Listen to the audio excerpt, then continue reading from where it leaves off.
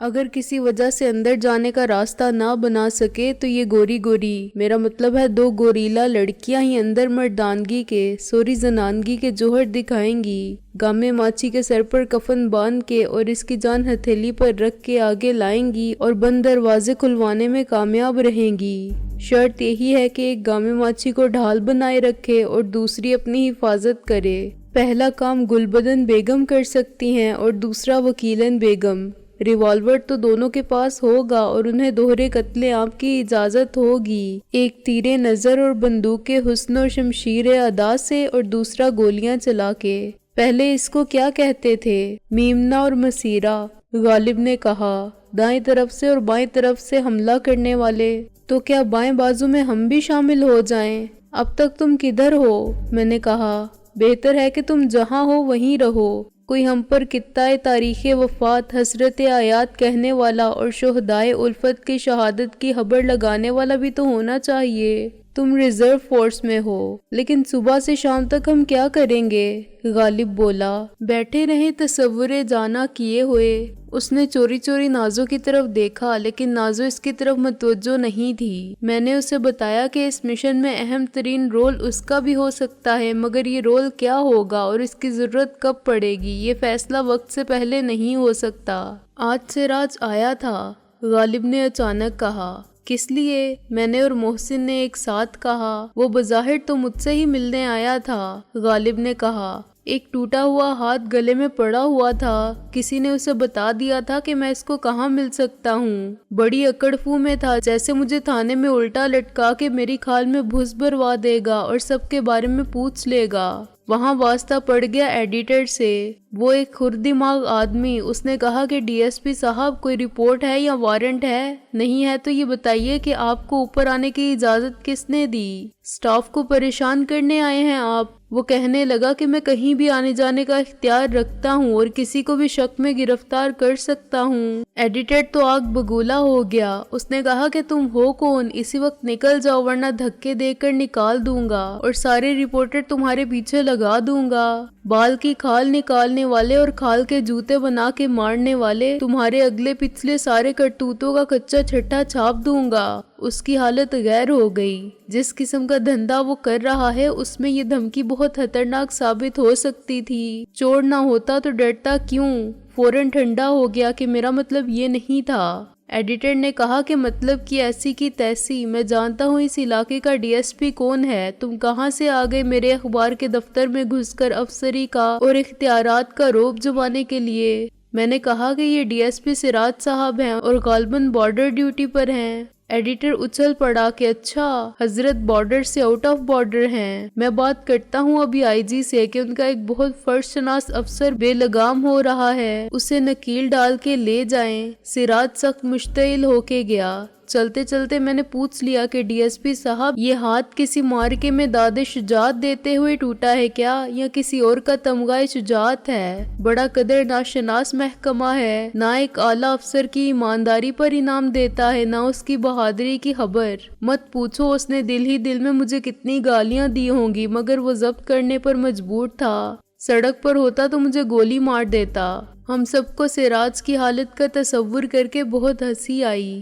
تم نے کچھ پتا چلایا کہ وہ کہاں ہوتا ہے؟ میں نے کہا اتنا تو اس کے رویے سے اندازہ ہو ہی گیا تھا کہ وہ واقعی بارڈر کے کسی ضلع میں ہے۔ غالب نے کہا کہاں ہے یہ بھی پتا چل جائے گا۔ صبح میں اور محسن الگ الگ گھر سے روانہ ہوئے۔ میرا کام زیادہ مشکل تھا۔ میری بغل میں زنانہ کپڑوں کے 2 جوڑے تھے، دونوں رابعہ کے تھے اور خاصے قیمتی تھے۔ ان کے بدلے کوئی بھی غریب عورت اپنا پھٹا پرانا جوڑا مجھے دے سکتی تھی، لیکن کسی عورت سے اس موضوع پر بات کرنا آسان نہ تھا۔ اس کا شک میں مبتلا ہو جانا یقینی تھا۔ کئی جگہ میں نے غریب عورتوں کو کام کاج میں مصروف دیکھا۔ ان میں سڑک پر جھاڑ دینے والی بھی تھیں اور زیر تعمیر مکانوں میں مزدوری کرنے والی بھی، لیکن مجھے کسی سے بات کرنے کی ہمت نہ پڑی۔ چنانچہ پہلے میں نے اپنا مسئلہ حل کرنے کا سوچا۔ مال روڈ پر ایسی دکانیں تھیں جہاں ملازمین کے لیے ہر قسم کی وردیاں تیار کی جاتی تھیں، لیکن وہاں سے مجھے نئی وردیاں ہی مل سکتی تھیں۔ اچانک مجھے ایک دھوبی نظر آیا۔ وہ ریڑے پر اپنی گھر والی کو میلے کپڑوں کے ڈھیر پر بٹھائے جا رہا تھا۔ میں نے اسے روک لیا۔ مہینہ بھر میں کپڑے دھو کر کتنا کما لیتے ہو؟ میں نے اسے ایک طرف لے جا کر کہا، اب تو گزر اوقات بھی مشکل ہوتی ہے جی، ڈرائی کلینر آ گئے ہیں اور کپڑے دھونے والی مشینیں آ گئی ہیں، 1000 روپے ہو جائے تو سب کے ساتھ اس جانور کا پیٹ بھی بھرنا پڑتا ہے۔ اس نے گدھے کی طرف اشارہ کیا۔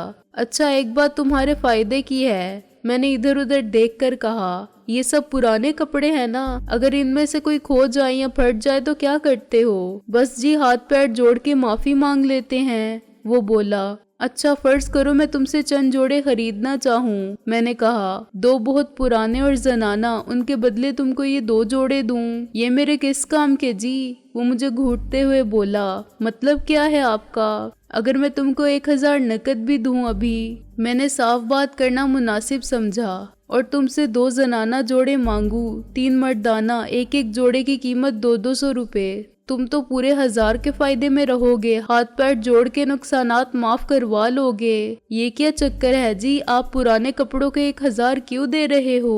وہ بولا، کوئی چکر نہیں، تم خواہ ڈر رہے ہو، میں نے کہا، اگر 1000 کم ہے تو 1500 لے لو۔ 1500؟ اس کی آواز بند ہو گئی۔ دیکھو سرکار، یہ ضرور کوئی گڑبڑ معاملہ ہے، پرانے کپڑے لنڈا بازار میں ملتے ہیں، مجھے بھی معلوم ہے، میں نے کہا، مگر وہاں میمو کے کپڑے ہوتے ہیں، مجھے انگریزی کپڑے نہیں، دیسی کپڑے چاہیے، اور وہ بھی پرانے۔ ہم ایک ڈرامہ کر رہے ہیں کالج میں، جس کے لیے میلے اور پرانے کپڑوں کی ضرورت ہے، ورنہ ایسے نئے اور قیمتی کپڑوں کی تو ہمارے گھروں میں بھی کمی نہیں۔ تم کو دینے ہیں تو 2000 میں دے دو، ورنہ میں کسی اور دھوبی سے بات کر لیتا ہوں۔ لے لیں سرکار، لے لیں، وہ مجھے روانگی اختیار کرتے دیکھ کر بولا۔ اسے اچھی طرح معلوم تھا کہ میں دھوبی گھاٹ چلا گیا تو اس سے آدھی رقم میں میرا مسئلہ حل ہو جائے گا۔ میں نے کپڑوں کے ڈھیر میں سے چھانٹ کر 3 پرانے مردانہ جوڑوں کا انتخاب کیا۔ تینوں کسی ہمارے قد و قامت کے آدمی کی وردیاں تھیں، ایک خاکی، ایک نیلی اور ایک سفید۔ پھر کچھ سوچ کے میں نے صرف نیلی وردی رہنے دی اور 2 زنانہ جوڑے منتخب کر لیے۔ دونوں جوڑے بہت میلے تھے، ان میں سے ایک رابعہ پہن سکتی تھی اور دوسرا نازو۔ دونوں ہی کسی غریب عورت نے اپنے ہاتھ سے سیے تھے، چنانچہ ان کا فیشن سے دور کا تعلق نہ تھا، اور مجھے امید تھی کہ وہ رابعہ اور نازو کو تھوڑے بہت ڈھیلے ہی رہیں گے۔ دونوں بہت معمولی سوتی کپڑے کے پرنٹ تھے۔ پھر میں نے 2 سفید لٹھے کے ٹینٹ ٹائپ برقعے منتخب کیے تو دھوبی نے واجبی سا احتجاج کیا کہ سودے میں یہ شامل نہیں تھا، اور اس مرتبہ میں مروب نہیں ہوا، بلکہ اسے معاہدہ منسوخ کرنے کی دھمکی دے دی۔ وہ چپ ہو گیا اور میں نے گن کر اس کے ہاتھ پر 100 کے 20 نوٹ رکھ دیے۔ دھوبن منہ کھولے اس کاروائی کو دیکھتی رہی۔ 100 کے اتنے نوٹ اس نے ایک ہاتھ پہلی بار دیکھے ہوں گے۔ وہ دھوبی کے مقابلے میں بہت صحت مند اور جوان تھی۔ تھینک یو میڈم، میں نے دھوبن کی طرف دیکھتے ہوئے سر جھکا کے کہا اور تقریباً رکوع میں چلا گیا۔ دھوبن مسکرائی۔ چلو اب جاؤ، یہ تھیٹر والی مسخری مت کرو ہماری جورو کے ساتھ، دھوبی نے برا مان کے کہا اور گدھے کو ایک دلتی ماری۔ گدھے نے بے سبب تشدد پر واجبی سا احتجاج کیا اور چل پڑا۔ گدھے کو کیا معلوم کہ در حقیقت دھوبی نے دولتی میرے رسید کی تھی۔ کپڑوں کے بنڈل کو بغل میں دبانے سے پہلے میں نے ایک گٹھری سی بنائی۔ نیلی وردی کے علاوہ میں نے ایک برقعے میں 4 زنانہ جوڑے ڈالے، 2 نئے اور ریشمی، 2 پرانے اور سوتی۔ دوسرا برقع بھی اسی میں ڈالا، برقع در برقع۔ میں نے گٹھری کو کندھے پر ڈالتے ہوئے خود سے کہا اور واپسی اختیار کی۔ مجھے 3 وردیاں خریدتے وقت یاد آ گیا تھا کہ 2 وردیاں تو پہلے سے ہمارے پاس ہیں، ایک ویٹر کی اور ایک پوسٹ مین کی۔ اسی خیال نے مجھے فضول خرچی سے روک لیا تھا۔ میں واپس پہنچا تو محسن لوٹ کر آ گیا تھا۔ اس کا ثبوت وہ ٹیکسی تھی جو گلی میں پھنسی کھڑی تھی۔ تھوڑا سا غور کرنے پر میں نے اسے پہچان لیا، یہ ہمارے لینڈ لارڈ کی ٹیکسی تھی۔ یہ ٹیکسی کہاں سے مل گئی تجھے؟ میں نے کہا۔ بس ایسے ہی سرے راہ ان کی ملاقات ہو گئی، محسن بولا۔ زبردستی مجھے اپنے ساتھ بٹھا لیا تھا کہ سونیو گھڑی گڈی ہے، چنگا بھلا چل دیے، اس نے مالک مکان کی نقل اتار کے بتایا۔ میں نے اچانک اپنا ارادہ بدل دیا، بھئی جو کام چٹکی بجانے سے ہو جائے اس کے لیے مکہ مارنے کی کیا ضرورت ہے؟ میں نے کہا کہ اس وقت آپ خوب ملے، مجھے بھی ایک ایسی ہی گڈی کی تلاش تھی جو چلتی ہو۔ ان سے دن بھر کے لیے معاملہ طے کر لیا، بہت وزادار آدمی ہے، کہتا تھا کہ آپ کی گڈی ہے، جو خوشی ہو دے دینا۔ یہ بہت مسئلہ بن جاتا ہے جب کوئی سب کچھ ہماری خوشی پر چھوڑ دے۔ हाँ, अपने मुंह से वो मांगता तो कितना किराया मांगता? 300, ज्यादा से ज्यादा 400। मैंने कहा। मेरी खुशी पर छोड़ा तो मुझे 500 रुपए देने पड़ गए। मैंने भी 300 दिए, मोहसिन ने कहा, और ये भी बता दिया कि रात को देर हो जाए तो फिक्र मत करना, हो सकता है हम टैक्सी को 2 दिन इस्तेमाल करें। अगर हम लौट कर ही ना आए, मैंने कहा, या किसी वजह से भागना पड़ा तो टैक्सी कैसे वापस करेंगे? और अगर इस मार्के में टैक्सी भी काम आ गई तो क्या होगा? उसे कीमत दे देंगे इतनी कि वो इससे बेहतर हालत की गाड़ी खरीद ले। मोहसिन बोला। वैसे हम वापस आएंगे। मैंने सर हिला के उसके यकीन की तायद की। अब आप खवातीन जरा ये मैदान जंग का लिबास बदल के आए, मैंने कहा। जब वो ढीले, बदवज़ा और इंतहाई मैले कपड़े पहने और सर पर नहायत वाहियात तरीके से बुर्का डाले वापस आई तो हंसते हंसते मेरी और मोहसिन की आंखों में आंसू आ गए। राबिया ने मुझे थोड़ा सा झुककर अपनी चाल भी दिखाई और बदली हुई आवाज भी सुनाई। फिर हमने वर्दियां जेबतन फरमाई। उनकी हालत भी बहुत ज्यादा अच्छी नहीं थी। तुम पर तो यही वेटर की वर्दी सजती है, राबिया ने कहा। हाँ, क्योंकि मैं वाकई वेटर हूँ, इंतजार करने वाला। मैंने सीने पर हाथ रख के और आंखें बंद करके इंतहाई आशिकाना अंदाज में कहा। कितने जन्म बीत चुके थे तुम्हारे इंतजार में, मगर ये वेटर भी इंतजार कर रहा था। राबिया का रंग लाल हो गया। हम सब वेटर हैं, इंतजार कर रहे हैं, मोहसिन ने किसी फलसफे की तरह फरमाया। अपनी अपनी उम्मीदों के बर आने का, अपने अपने ख्वाबों की ताबीर मिलने का। दुनिया में हर शख्स वेटर है, किसी न किसी का इंतजार कर रहा है। वक्त का, खुशकिस्मती का, इस महबूबा का जो रकीबे रूह से आके 6 बच्चों की माँ बन चुकी है, गाड़ी के लेट होने का। इन दोनों को मौका मिलना चाहिए। एक मिसरा कहता है तो दूसरा गिरह लगाता है। राबिया ने हंसते हंसते नाजू से कहा, जो खुद भी हंस रही थी। ये गाड़ी के लेट होने की क्या बात हुई? मैंने कहा। वो है एक लतीफे की बात। खवातीन से माजरत के बाद वो बोला। एक सरदार साहब हर रोज एक ही फिल्म को कई दिन देखते रहे। एक खास वक्त पर टिकट लेकर पहुंचते और जरा सी देर तकदीर को कोसते निकल आते। बलाखिर एक दिन बुकिंग क्लर्क ने पूछ लिया कि ये चक्कर क्या है। सरदार जी ने सर पर हाथ मार के कहा कि चक्कर तो तकदीर का है, मिजाल है जो गाड़ी 1 मिनट लेट हो जाए। इस फिल्म में एक सीन था जब हीरोइन किसी झील में गुस्ल का इरादा करती है और इतनी देर में ट्रेन आने से उसके गुस्ल का मंजर गायब हो जाता था। ट्रेन के गुजर जाने के बाद पानी में सिर्फ उसका अक्स नजर आता था। सेंसर सेंसर, राबिया ने चिल्ला के कहा। शर्म आना चाहिए, तुम अपनी बात को सरदार जी से मंसूब करते हो। चलो भाई, अब तैयारी पकड़ो। मैंने फौरन मुदाखलत की। सबकी हंसी बंद ही नहीं होती। आप दोनों के पास एक एक साइलेंसर वाला रिवॉल्वर होगा। इसे कहाँ महफूज तरीके पर छुपा के रखा जा सकता है, ये आप दोनों का मसला है। हम लोग आपके साथ नहीं जा रहे हैं। आप दोनों बुरके में निकलें और किसी तांगे वाले से बात करें। वो आपको गामे माछी, मेरा मतलब है गामे शाह की दरगाह तक पहुंचाने के 20-25 रुपए लेगा। आगे क्या करना है ये मैं समझा चुका हूँ। सब कुछ आप दोनों की हाजिर दिमागी और अदाकारी पर मुनहसिर है। तुम लोग कितनी देर में पहुंच जाओगे? राबिया ने कहा। मेरा अंदाजा 1 घंटे का है, मैंने कहा। अगर सब कुछ हमारी तवक्कुआत के मुताबिक हुआ तो हम 2 बजे अंदर होंगे, लेकिन देर भी हो सकती है। तुम गामे माछी को और उसके किसी चीफ सेक्रेटरी को होल्ड अप रखोगी। गन पॉइंट पर उन्हें खड़ा रखना और हमारे आने की आवाज सुनकर अंदर से रास्ता खुलवा देना। हम पहले रवाना हो रहे हैं। टैक्सी की ड्राइविंग मोहसिन ने संभाल ली। उसके साथ मैं रहा और नेक मोहम्मद पीछे। तकरीबन आधे घंटे बाद हमने टैक्सी को गामे माछी के अड्डे से 100 गज के फासले पर रोका।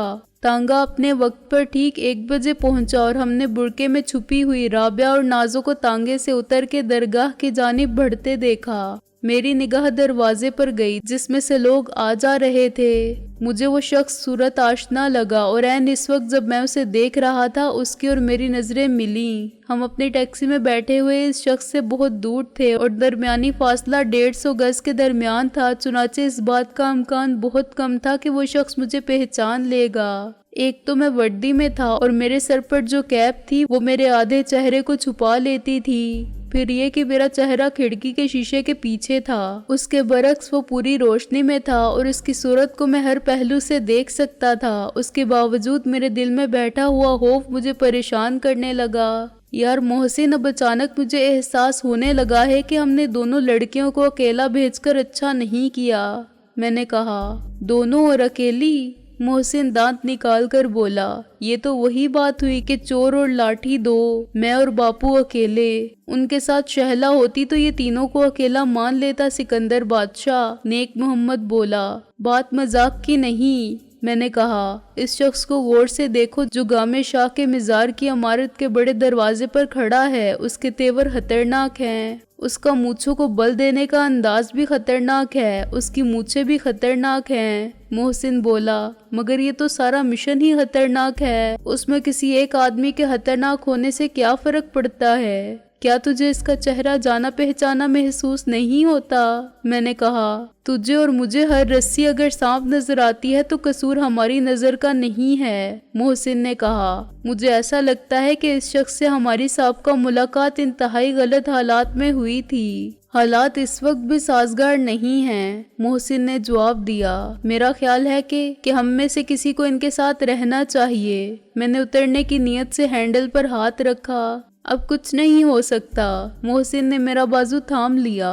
वो अंदर जा चुकी हैं, तू उनकी तरह दाखिल नहीं हो सकता। उसने तुझे शिनाख्त कर लिया तो सारा प्लान चौपट हो जाएगा। वो होशियार हो जाएंगे। अगर नेक मोहम्मद चला जाए? मैंने कायल होकर मायूसी से कहा, इसे कौन पहचानता है? मैं अकेला कुछ नहीं कर सकूंगा सिकंदर बादशाह। सच्ची बात है कि हम तुम्हारे कहने पर तोप से लड़ जाएं, मगर खुद अपनी अक्ल से काम लेना पड़े तो सारी होशियारी धरी रह जाती है। नेक मोहम्मद ने हफ्त और आजिज़ी के साथ एतराफ किया, ये ना हो बना बनाया काम बिगड़ जाए। इस मंसूबे में कोई तब्दीली हुई तो कंफ्यूजन पैदा होगा। मोहसिन ने कहा, बस अब आगे चलो। अभी दिल और दिमाग की कश्मकश जारी थी कि मोहसिन ने टैक्सी को आगे बढ़ा दिया।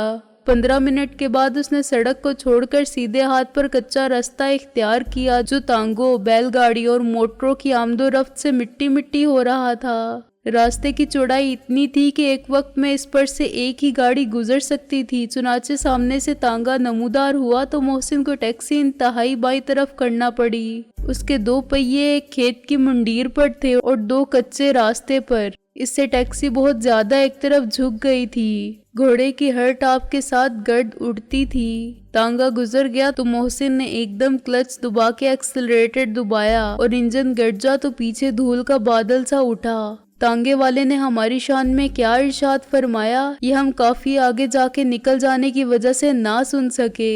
हम सब एक खासी चौड़ी गली में दाखिल हो चुके थे। रास्ता तो वही है लेकिन मुझे बहुत सी तब्दीलियां नजर आ रही हैं। मोहसिन ने कहा, तब्दीली तो एक कुदरती अमर है। बहुत से मकानात नए बने हैं और पुराने मकानात का नक्शा तब्दील हो गया है। मैंने कहा, मैं इस मस्जिद को पहचान रहा हूँ, ये भी बहुत फैल गई है। उससे आगे दाईं तरफ जाना है। मैंने कहा, गैराज सामने आएगा। गैराज का बैरूनी अहाता मोड़ काटते ही नजर आ गया। मोहसिन ने फौरन टैक्सी को रोक लिया और नीचे उतर के बोनेट उठा दिया। चंद मिनट वो इसके अंदर घुसा इंजन का मुआयना करता रहा। फिर मैं भी उतर गया और इसकी मदद की। मैंने डिस्ट्रीब्यूटर कैप खोली और मोहसिन ने उसके अंदर घूमने वाला रूटर निकाल लिया। मैंने बड़ी एहतियात के साथ उस पर एक पत्थर से ज़रब लगाई। रोटर के 2 हिस्से हो गए। हम यही चाहते थे। दोनों हिस्सों को आपस में मिला के मैंने फिर डिस्ट्रीब्यूटर कैप के अंदर लगा दिया, लेकिन इसका अपनी जगह पर ठहरना महाल था। मैंने कैप बंद की और मोहसिन ने बोनेट गिरा दिया। अब टैक्सी के स्टार्ट होने का सवाल ही पैदा नहीं होता था, लेकिन अनाड़ी ड्राइवरों की तरह मोहसिन ने इग्निशन स्विच को ऑन किया और सेल्फ को घुमाता रहा। बैटरी कहाँ तक साथ देती। जरा सी देर में सेल्फ के घूमने की रफ्तार कम हो गई और कार्बोरेटर में बहुत ज्यादा पेट्रोल आ गया। ओवर हो जाने से पेट्रोल की बू आने लगी। अब अगर बैटरी में जान होती तब भी गाड़ी धक्का लगाए बगैर स्टार्ट नहीं हो सकती थी, लेकिन मोहसिन ने सेल्फ को घुमाने का अमल जारी रखा यहाँ तक कि बैटरी डिस्चार्ज हो गई और रेडिएटर का पंखा आखिरी बार थोड़ा सा हिल के साकित हो गया। इग्निशन स्विच में चाबी घुमाने से अब कट-कट की आवाज सुनाई देती थी और हॉर्न का बटन दबाने से एक बैठी हुई बेसुरी और मुज़हिक्का हेज आवाज निकलती थी। सर हिला के हमने एक दूसरे से ओके कहा और हमारे इशारे पर नेक मोहम्मद भी नीचे उतर आया। उसने पीछे से गाड़ी को धकेलना शुरू किया और मोहसिन के साथ मिलकर मैंने खुली खिड़की में हाथ डालकर जोर लगाया। मैंने एक हाथ से स्टीयरिंग को भी कंट्रोल किया और 20 मिनट की सख्त मशक्कत के बाद हम टैक्सी को गैराज के बैरूनी अहाते तक ले आए। दोपहर का सूरज ढल चुका था, चुनाचे धूप हमारे चेहरों पर सीधी पड़ रही थी। नीचे जमीन नाहमवार थी और गर्द में आधे धंसे हुए पहियों वाली गाड़ी को धक्का लगाने में दुगना जोर सर्फ होता था। गैराज के बैरूनी अहाते की दीवार इतनी ही बुलंद थी जितनी पहले थी, मगर इसके ऊपर 5-5 गज के फासले से एंगल आयरन के पोल खड़े कर दिए गए थे। हर पोल की बुलंदी 3 फुट थी और इससे ऊपर का हिस्सा बाहर की जानिब तकरीबन 110 दर्जे के जाविये पर मुड़ा हुआ था। उस मुड़े हुए हिस्से की लंबाई 1 फुट थी। खारदार तारों की 3 कितारें एक दूसरे के मुतवाजी और आपस में 1 फुट का फासला बरकरार रखते हुए दीवार के साथ साथ चलती जाती थीं। पोल के बाहर की जानिब झुके हुए हिस्से पर ऐसी 2 कितारें थीं, चुनाचे उनके दरमियान फासला 6-6 इंच रह गया था। इतना जबरदस्त हिफाजती निजाम कुछ शकूक को दावत देता था।